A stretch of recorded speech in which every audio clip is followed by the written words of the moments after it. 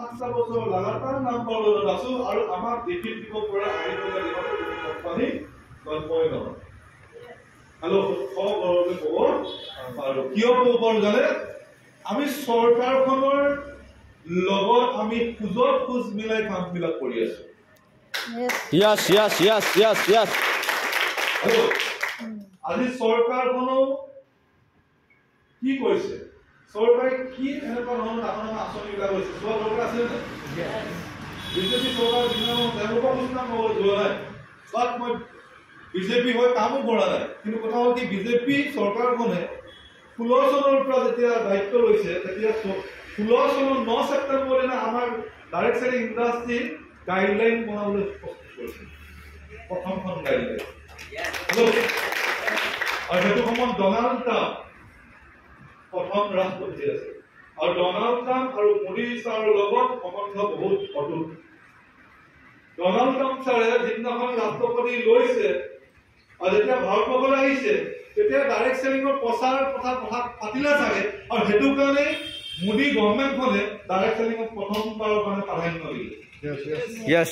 আৰু আটাইতকৈ ভাল কথাটো হ'ল কি তাৰ মাজতে ডনাল্ড ট্ৰাম্প এবাৰ হাৰি নহলে ডাইৰেক্ট চেলিঙৰ আমি গাইডলাইন বহুত আগতেই পাছ হৈ গ'লে বুজি পাইছে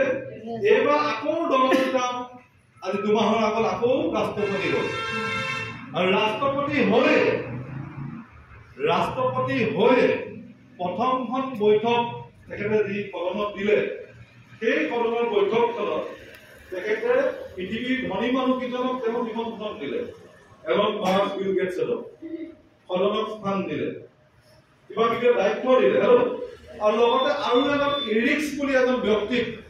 সদনত তেওঁ অন্তৰ্ভুক্ত কৰিলে সেই ব্যক্তিজনক স্পেচিয়েলি দায়িত্ব দিলে পৃথিৱীৰ ডাইৰেক্ট চেলিং ইণ্ডাষ্ট্ৰী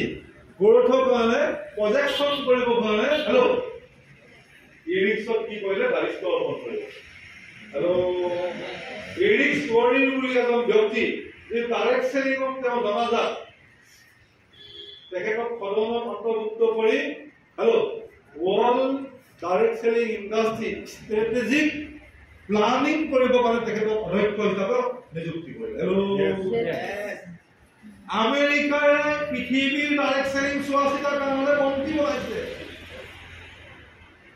আৰু সেই কথাটো এতিয়া মোদী গভৰ্ণমেণ্টে গম পোৱাৰ পিছত এতিয়া লাহেকে প্ৰত্যেকটো কথাই লাহেকে ডাইৰেক্ট চেলিং ক'ব পৰা আৰম্ভ হ'ল পাইছে নাই আৰু খুব সম্ভৱত 2025 আমাৰ কাৰণে আটাইতকৈ ভাল দিন আহিব গৈ আছে ডাইৰেক্ট চেলিং ইণ্ডাষ্ট্ৰী আৰু ডাইৰেক্ট চেলিং ইণ্ডাষ্ট্ৰী যিদিনাখন ভাল দিন আহিব আৰু সেইদিনা বিপুল দাস টক শ্ব'বিলাকত থাকিব উত্তম চেতিয়া ছাৰ টক শ্ব'ত থাকিব কাৰণ কি অসমত বীজলকীয়া পুলি খেতি কৰি লাভান্বিত হ'লেও টক শ্ব'লৈ মাতে কোনোবা চাকচেছ হয় তাকো টক শ্ব'লৈ মাতে আৰু আজি 1.5 কোটি টকা গাড়ী ৰাস্তাত চলি আছে মোকো মাতিব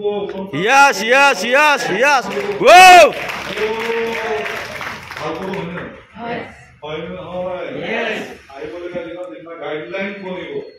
আটাইতকৈ বেয়া খবৰটো হ'ল কি জানে সেইদিনাখন বিনা এক্সাম্পল আপুনি কেতিয়াও ডাইৰেক্ট চেলিং কৰিব নোৱাৰে বুজিব পাৰিছে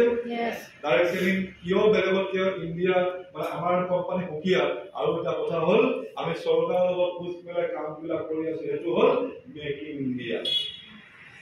চৰকাৰৰ ডাঙৰ এটা আঁচনি হ'ল মেক ইন ইণ্ডিয়া যিদিনাখন ভাৰত চৰকাৰে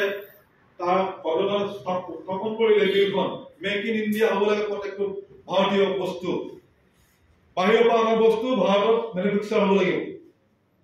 আজি সেইটো কাৰণে লেণ্ড ৰভাৰ জাগুৱাৰ মাৰ্চিডিজ চব মেনুফেকচাৰ ইণ্ডিয়াত হয় আৰু আমাৰ প্ৰডাক্ট যিমানবিলাক প্ৰডাক্ট আছে আমাৰ প্ৰডাক্ট মেক ইন ইণ্ডিয়া হয় মেৰি ফ্ৰেণ্ডছ আৰু মেক ইন ইণ্ডিয়া থাপ্পা লাগি থাকিব আৰু দ্বিতীয় আঁচনি কি জানে দ্বিতীয় আটাইতকৈ বৃহৎ আঁচনি সেইটো হ'ল আয়ুৰ্বেদিক ঘৰ কি আয়ুৰ্বেদিক घर घर की 6000 বছৰ পুৰণা আয়ুৰ্বেদ শাস্ত্ৰখন আজি জাৰ্মান জাপানে সফল হ'ল ইউজ কৰি মানুহবিলাক 85 বছৰ বয়স হ'ল আৰু আমি এলোপেথিক খাই হেল্ল' কুকুৰা কৈছো কুকুৰা হেল্ল' কুকুৰা কৈছো নাই হেল্ল' 20 বছৰ নহলে আমাৰ আইতাহঁতৰ গাল চাব আৰু আপোনাৰ গাল চাব আইতাহঁতৰ ককাহঁতৰ চুলি চেহেৰা চাব আৰু আপোনাৰ চাব এই আইতা আজি কিমান ধুনীয়া হৈ আছে দেখিছে গৌৰৱ কথা কৈছে আমাৰ গৌৰৱ মাহঁত কিমান ধুনীয়া হৈ আছে হেল্ল' হয়নে নহয় একো নহ'লেও আজি আপোনাৰ ঘৰত পাবৰ কাৰণে বহুতে চিন্তা কৰিব লাগিব এতিয়া হেল্ল' মোৰ আইতা 105 বছৰ ঢুকাইছে হেল্ল' খুব চব আইতা কবাটা চব 199 105 102 এনেকে ঢুকাইছে চশমা নোলোৱাকে গৈছে কচোন হেল্ল' কিয় তেওঁলোকে ভেজাল পোৱা নাছিল অৰ্গেনিক খাইছিল হয়নে নহয় আয়ুৰ্বেদিক চিষ্টেমত কৰিছিল পেটৰ অসুখ হ'লে মধুৰিয়া তিনিটা খুৱাই দিছিল পেলু হ'লে কিবা এটা খুৱাই দিছিল মাটি কঁঠাল জ্বৰ হ'লে এটা গুটি খুৱাই দিছিল খুৱাইছিল নে নাই এতিয়া পাৰাচিটামল চুমু মুমু কুমু ঢেৰ ওলালে আমি চৰকাৰৰ মতে কাম কৰিছো ঘৰে ঘৰে কি আয়ুৰ্বেদিক প্ৰচাৰ কৰি আছো নে নাই আৰু আয়ুৰ্বেদিকৰ আটাইতকৈ ডাঙৰ চাৰ্টিফিকেট কি আয়ুষ প্ৰিমিয়াম আয়ুষ মন্ত্ৰালয়ৰ দ্বাৰা চাৰ্টিফিকেশন আমাৰ হাতত আছে একমাত্ৰ প্ৰিমিয়াম চাৰ্টিফিকেট আৰু আমি সৰ্বসাধাৰণ মানুহক গ্ৰাহকবিলাকক সৰ্বসাধাৰণ মানুহক ঘৰে ঘৰে গৈ আয়ুৰ্বেদিকৰ কথা পাতিছো আয়ুৰ্বেদিকৰ প্ৰচাৰ চলাইছো হেল্থ এৱাৰনেছ ক্যাম্প কৰিছো সজাগ কৰিছো Yes. এটা আমি সৰকাৰেৰ লগত কাম কৰিছো নাই Yes. हेलो সৰকাৰ আমি কাম কৰি আছো নাই Yes. হৰ হৰ কি আয়ুৰ্বেদিক हेलो এসনো মোদি সাহেব এটা ডাঙৰ সপোন পৃথিৱীৰ আটাইতকৈ ডাঙৰ বজাৰখন আয়ুৰ্বেদিক বজাৰ হ'বলৈ গৈ আছে তো ইণ্ডিয়াৰ জৰিয়তে Yes. Whoa. Yes. দ্বিতীয়তে মোদি সাহেব আৰু এটা ডাঙৰ পৰিকল্পনা এটো হ'ল অহা 10 বছৰৰ ভিতৰত অৰ্গানিক ফাৰ্মিং কৰিব গৈ আছে হেল্ল Yes. ভাৰতবৰ্ষৰ বজাৰখন অৰ্গেনিক কৰিব গৈ আছে ৰাসায়নিক সাৰ হটাব কাৰণে গৈ আছে ইউৰিয়া হটাব চলি আছে অভিযান এতিয়া হেল্ল এতিয়া অলপ মই এটা ভিডিঅ' পোষ্ট কৰিছিলো কালি পৰহি দিনা মোদী ছাৰ বহি আছে সদনৰ বহুত সদস্য বহি আছে হেল্ল তাত এটা নৃত্য দেখাইছিলে সেই নৃত্যটোৱে ভাৰতবৰ্ষৰ মাটিটোৰ কথা কৈছে হেল্ল' আৰু এতিয়া ভাৰতৰ প্ৰধানমন্ত্ৰীজনে বিদেশত যাওঁতে এটা কথা সুধিছিল যে আপোনালোকৰ তাত খেতি কি কৰে তেতিয়া ভাৰতৰ প্ৰধানমন্ত্ৰীজনে উত্তৰ দিছিল আমি ৰাসায়নিক সাৰ ব্যৱহাৰ কৰোঁ তেতিয়া তেখেতক হাঁহি পিনি এটা উত্তৰ দিছিল তেখেতে ভাবিলে আহিবলগীয়া দিনত হেল্ল' পৃথিৱীৰ বজাৰখন যদি ল'ব লাগে তেতিয়াহ'লে আমি অৰ্গেনিকত আহিব লাগিব আমি Yes. Whoa. আজি ভাৰতবৰ্ষৰ একমাত্ৰ আমি কোম্পানী যাৰ লগত ভাৰতৰ অৰ্গেনিক ফাৰ্মিঙৰ কাৰণে হেল্ল' যিকেইখন চাৰ্টিফিকেট জৰুৰী হয় অৰ্গেনিকৰ কাৰণে সেই চাৰ্টিফিকেটখন অকল আমাৰ লগত আছে Yes. সেইটো কাৰণে আজি বাগানৰ মেনেজাৰ যেতিয়া বুজাই দিলো বুজি পালে কথাটো আৰু লগে লগে 10 লাখ টকা 15 লাখ টকা 12 লাখ টকা পৰা অৰ্ডাৰ কৰিছে বুজি পাইছে নাই কথা Yes. নহলে চৰকাৰে আহিবলগীয়া দিনত তলা লগাব গৈ আছে যি অৰ্গেনিক নকৰিব যি নেচাৰেল প্ৰডাক্ট উৎপাদন নকৰিব হেল্ল' আহিবলগীয়া ডাঙৰ দুখন বজাৰ লগত আমাৰ বিস্তাৰ জড়িত হৈ আছে বাইদেউ তিন নম্বৰতে 4 নম্বৰতে চৰকাৰ আটাইতকৈ ডাঙৰ আঁচনি হ'ল ভাৰতত কিমান মানুহ আছে 140 কোটি তাৰে কমসে কম 70 কোটি 80 কোটি মহিলা আছে এই 70 কোটি মহিলা ভাৰত চৰকাৰে কেতিয়াও সংস্থাপন দিব নোৱাৰে এটো কাৰণে ভাৰত চৰকাৰে এটা আঁচনি বনাইছিল মহিলা সবলীকৰণ ওমেন এম্পাৱাৰমেণ্ট বুলি এটা আঁচনি বনাইছিল এই আঁচনিৰ জৰিয়তে তেওঁলোকে এটা ডাঙৰ আঁচনি লৈছিল 1 লাখ কোটি দিদি লাখপতি দিদি আঁচনি আৰু লাষ্ট এই বছৰতে 24 চনৰ মাৰ্চৰ 8 তাৰিখে এখন ডাঙৰ বৈঠক হৈছিল কৰিছিল জানে দিল্লী 25,000 মহিলাক গোটাই পিনি ভাৰতৰ দুজনকে বিশেষ মন্ত্ৰী পীয়ুষ গোয়েল আৰু স্মৃতি ইৰাণী তাত আছিল স্মৃতি ইৰাণী আছিল মহিলা সবলীকৰণৰ তেখেত মন্ত্ৰী আৰু বাচ্চাসকলৰ চাইল্ড ডেভেলপমেণ্টৰ মন্ত্ৰী হয় আছিল এতিয়া নাই তেতিয়া আছিল তেতিয়া সেই 25,000 মহিলা গোট খুৱাই লৈ তেখেতে ভাষণ দিছিল সেই ভাষণটো আপুনি ইউটিউবত চেক কৰিব পাব তেওঁ কৈছিল ভাৰতবৰ্ষত মহিলা সবলীকৰণ কৰিবৰ কাৰণে চৰকাৰখনে বহুত চেষ্টা কৰিছে তাৰ আটাইতকৈ ডাঙৰ সফল আঁচনিটোৰ নামে হ'ল লাখপতি দিদি আৰু বহুত আছে মামনি আঁচনি কিবা আঁচনি ধেৰ আছে আটাইতকৈ সফল আঁচনিটোৰ নাম হ'ল লাখপতি দিদি তেওঁ মঞ্চৰ পৰা তেখেতে মহিলাসকলক আহ্বান জনাইছে ভাৰতৰ মহিলাসকলক মই আপোনালোকক আহ্বান জনাইছো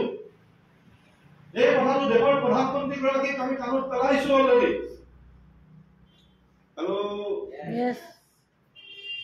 আমি আপোনালোকক আটাইতকৈ ডাঙৰ আঁচনি লাখপতি দিদি বনাব পাৰিম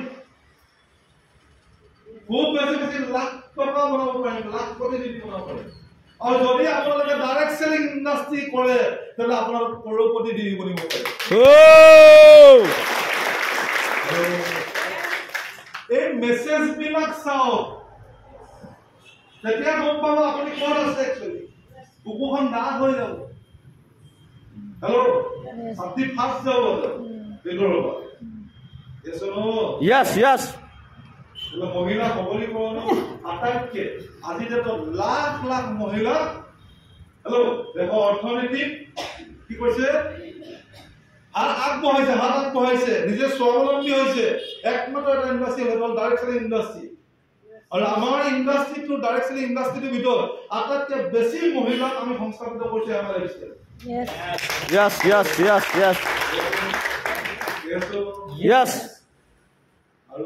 আৰু এটা আঁচনি আছে ভাৰতত এইটো হ'ল কি জানে এইটো হ'ল আনএমপ্লয়মেণ্ট আঁচনি সেইটো আমি কৰিছো নাই কৰিছো আনএমপ্লয়মেণ্ট আঁচনি চৰকাৰে দিব হলে খুব বেছি লাখ টকা লোন দিব পাৰিব খুব বেছি 1000 টকাৰ চাকৰি দিব পাৰিব আৰু ডাইৰেক্ট সেলিং ইণ্ডাষ্ট্ৰী যদি কৰে যদি আপুনি আমাৰ এমএলএফ ষ্টাইল কৰে তেতিয়াহ'লে আপুনি আনলিমিটেড উপাৰ্জন কৰাৰ ৰাস্তা আমি আপোনাক দি আছো আপোনাৰ জৰিয়তে আৰু হাজাৰ নিবনুৱা মাজলৈ আপুনি লৈ যাব পৰা এটা অপৰচুনিটি আপোনাক দি আছো আনলিমিটেড টকা উপাৰ্জন আৰু আনলিমিটেড নিবনুৱা সমস্যা দূৰ দুইটাই আমাৰ হাতত আছে আৰু এটা আঁচনি আছে কৈ থাকিলে শেষেই নহ'ব স্কিল ইণ্ডিয়া আজি ভাৰতবৰ্ষত যাৰ ওচৰত স্কিল আছে তেওঁই কৰৌপতি যাৰ ওচৰত double degree double MA double BA BSc BCom BA যিমানেই নাথাকক তেওঁ কেতিয়াও কৰৌপতি হ'ব নোৱাৰে মই লিখি দিম বাট যাৰ ওচৰত স্কিল আছে তেওঁই কৰৌপতি Yes. Yes or no?